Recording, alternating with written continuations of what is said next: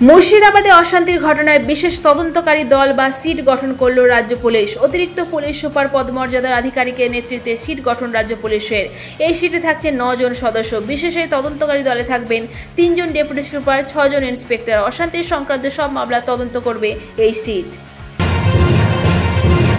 মুর্শিদাবাদে অশান্তি ঘটালো কারা? ঘটনার পর প্রায় 4 দিন কেটে গেলেও এখনো স্পষ্ট নয়। বহিরাগত তত্ত্বের কথা উঠে এসেছে আগেও, তবে এবার সরাসরি বাংলাদেশের যোগের কথা তুলে কেন্দ্রকে দুষলেন মুখ্যমন্ত্রী মমতা বন্দ্যোপাধ্যায়। বাংলাদেশের পরিস্থিতি জানা সত্ত্বেও কেন বিএসএফ আটকালো না, এমন প্রশ্ন তুলেছেন তিনি। বুধবার নেতাজি ইন্ডোর স্টেডিয়ামে ওয়াক অফ আইন সংক্রান্ত বৈঠকে বারবার কেন্দ্র ও বিএসএফ এর ষড়যন্ত্রের তত্ত্ব শোনা গিয়েছে মুখ্যমন্ত্রীর মুখে। সংখ্যালঘুদের শান্ত থাকার বার্তা দিলেন মমতা বন্দ্যোপাধ্যায়। দিল্লিতে একবার সরকার পরিবর্তন হলে জনবিরোধী আইনগুলোই বদলে যাবে, এমনটাই বললেন তৃণমূল সুপ্রিমো মমতা বন্দ্যোপাধ্যায়।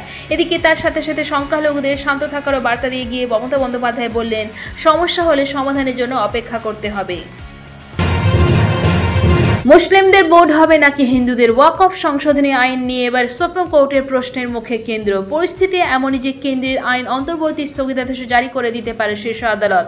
সুপ্রিম কোর্টের প্রধান বিচারপতি সঞ্জীব খান্নার পর্যবেক্ষণ, কোর্টে যখন এই বিষয়টি বিচারাধীন রয়েছে তখন এই ধরনের হিংসার ঘটনা বাঞ্ছনীয় নয়। মুর্শিদাবাদে ওয়াকফ বিরোধী অশান্তি নিয়ে এবার উদ্বেগ প্রকাশ করল সুপ্রিম কোর্ট। কেন্দ্রের নরেন্দ্র মোদী সরকার যে সংশোধিত ওয়াকফ আইন এনেছে তার বিরোধিতায় সুপ্রিম কোর্টে 73টি মামলা দায়ের হয়েছে। বুধবার সেই নিয়ে প্রাথমিক শুনানি চলাকালীন একেবারে শেষ পর্বে পশ্চিমবঙ্গে মুর্শিদাবাদের অশান্তি প্রসঙ্গ ওঠে আদালতে। সিজেআই তাতে বলেন, ওয়াকফ নিয়ে এখনো পর্যন্ত যা হয়েছে তার মধ্যে হিংসা নিয়ে সবচেয়ে বেশি উদ্বিগ্ন আমি। মামলাটি বিচারাধীন রয়েছে, সব দিক দিয়ে খতিয়ে দেখা হচ্ছে। সুপ্রিম কোর্টই চূড়ান্ত সিদ্ধান্ত গ্রহণ করবে, তাই এই ধরনের ঘটনা ঠিক নয়। এখনই মুর্শিদাবাদে ধুলিয়ানে যেতে পারছেন না বিরোধী দলনেতা শুভেন্দু অধিকারী। ধুলিয়ান যাওয়ার অনুমতি সংক্রান্ত মামলায় হস্তক্ষেপ করলেন না বিচারপতি তীর্থঙ্কর ঘোষ। যেহেতু এই সংক্রান্ত জনস্বার্থ মামলা ডিভিশন বেঞ্চে বিচারাধীন এবং সেখানে কেন্দ্র রাজ্য রিপোর্ট পেশ করবে, তাই হস্তক্ষেপ করল না সিঙ্গল বেঞ্চ। মামলা যাবে প্রধান বিচারপতির কাছে। বৃহস্পতিবার এই মামলার শুনানির সম্ভাবনা রয়েছে। অক্ষয় তৃতীয়ায় দীঘার জগন্নাথ মন্দিরের প্রাণ প্রতিষ্ঠা দ্বারোদ্ঘাটন। জনসমাগমের কথা মাথায় রেখে অতিথি আপ্যায়ন এবং নিরাপত্তার ব্যবস্থা নিয়ে একগুচ্ছ নির্দেশিকা দিলেন মুখ্যমন্ত্রী। মনে করিয়ে দিলেন মহাকুম্ভের দুর্ঘটনার কথা, কিভাবে ধর্মের টানে প্রয়াগরাজ্যে ছুটে গিয়ে প্রাণ গিয়েছিল বহু মানুষের। উত্তরপ্রদেশের সেই বেদনাদায়ক স্মৃতি থেকে শিক্ষা নিয়ে একাধিক পদক্ষেপের কথা ঘোষণা করলেন মুখ্যমন্ত্রী মমতা বন্দ্যোপাধ্যায়।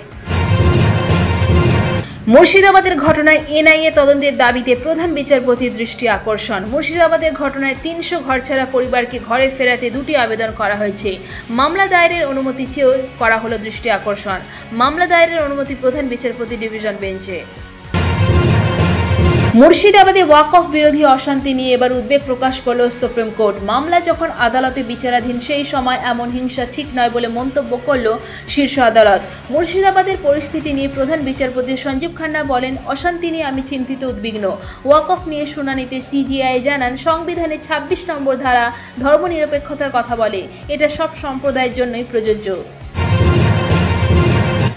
মানিকচকে সিপিএমের শান্তি মিছিল, মোহাম্মদ সেলিমের নেতৃত্বে শান্তি মিছিল। বিভেদ নয়, ঐক্য সম্প্রীতি গড়ে তুলুন, বার্তা মোহাম্মদ সেলিমের। চাকরিহারা আন্দোলনের ঢেউ এবার দিল্লিতে। যন্তর মন্তরে ধর্নায় চাকরিহারা। রাজ্যে মাস খানেক ধরে চলবে প্রতিবাদ কর্মসূচি। 22 এপ্রিল শিয়ালদা থেকে রাজভবন পর্যন্ত মিছিলে হাঁটবেন চাকরিহারারা। 23 এবং 28 এপ্রিল রাস্তায় নেমে চলবে প্রতিবাদ বিক্ষোভ। 1 থেকে 7 মে ওয়াই চ্যানেলে শুরু হবে রিলে অনশন। এরপরও সুরাহা না মিললে 7 মের পর থেকে আমরণ অনশনের পথে হাঁটবেন চাকরিহারা শিক্ষাকর্মীরা। রাজ্যে কমল শতাধিক ওষুধের দাম। রাজ্যের স্বাস্থ্যসাথী প্রকল্পে নতুন নির্দেশিকা জারি করল সরকার। ওষুধের দামের বাড়তি বোঝা কমাতে এবার স্বাস্থ্য দপ্তরের তরফে কমানো হলো 132টি ওষুধের দাম, যার মধ্যে অধিকাংশই ওষুধ ক্যান্সারের কেমোথেরাপি সংক্রান্ত, জানিয়ে মিশ্র প্রতিক্রিয়া চিকিৎসক মহলে। আবহাওয়ার পূর্বাভাস। আলিপুর আবহাওয়া দপ্তরের তরফে আবহাওয়ার পূর্বাভাস অনুযায়ী জানানো হয়েছে, আগামী 2-3 দিন ধরে রাজ্যের সব জেলাতেই বজ্র বিদ্যুৎ সহ বৃষ্টি হবে বলে সতর্ক করা হয়েছে। আগামী 72 ঘন্টার সমস্ত জেলাতেই বজ্রপাত সহ বৃষ্টিপাতের সম্ভাবনা।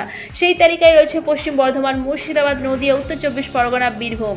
এই সব জেলায় বইবে দমকা হওয়ার সঙ্গে থাকছে ঝড় বৃষ্টির সম্ভাবনা। আলিপুর আবহাওয়া দপ্তর সূত্রে খবর, মধ্যপ্রদেশ থেকে দক্ষিণবঙ্গ পর্যন্ত একটি নিম্নচাপ অক্ষরেখা বিস্তৃত হয়েছে।